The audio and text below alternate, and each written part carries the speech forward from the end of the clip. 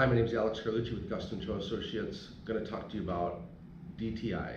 DTI, when people say that to you, some people don't understand what that means. It means debt to income ratios. Debt to income ratios are very crucial in you qualifying for a mortgage. We are going to talk about front ends and back ends. The front end is your mortgage payment with taxes, with insurance, with PMI, and if there's any homeowners association dues, it's all that added up, divided by your gross monthly income. So if you are going FHA, the max front end debt to income ratio on an approved eligible would be 46.9. So basically that's almost 50% of your income. So if you make $5,000 a month, it's about a $2,400 mortgage payment with all included that your max payment is.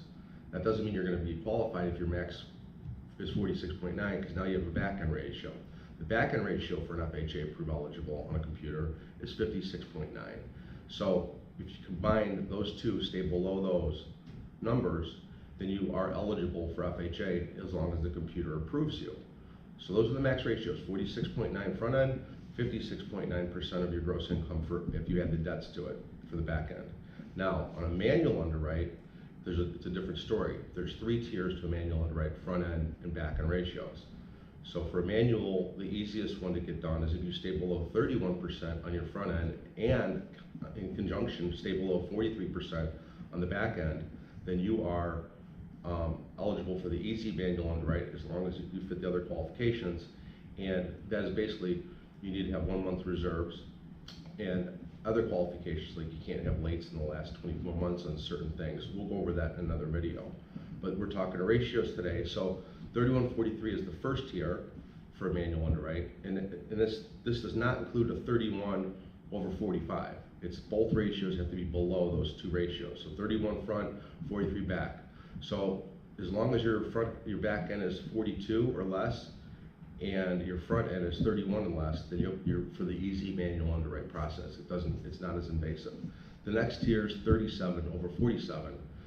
It requires you to have a compensating factor of reserves, pass residual income test, no payment shock on your current rent, what you're doing now, and or additional income that we're not using for the loan. Like overtime you just started receiving, bonus you got last year, you're gonna get it this year, but you haven't gotten it yet. We can't use that for regular income, but we can use it for a compensating factor in manual underwrite. So those are the ratios. Approved eligible is 46.9 over 56.9. And for manual, there's 3 tiers. There's 31/43, 37/47, and then there's 40/50. 40/50 is the one that we usually do the most because people want to buy as much house as they can. And 40/50 debt to income ratio is you have to have 2 of those compensating factors. So you have to have 3 months reserves and pass the residual income test, or 3 months reserves and not have payment shock, or 3 months reserves and have additional income we're not using, or any combination of 2 of those 4. So those are the ratios for AUS approval, which is Automated Underwriting System, and for manual underwrite. Those are the DTIs. Thank you very much. I hope you like this video. Please share it. And if you have any questions, leave it below. We'll get back to you.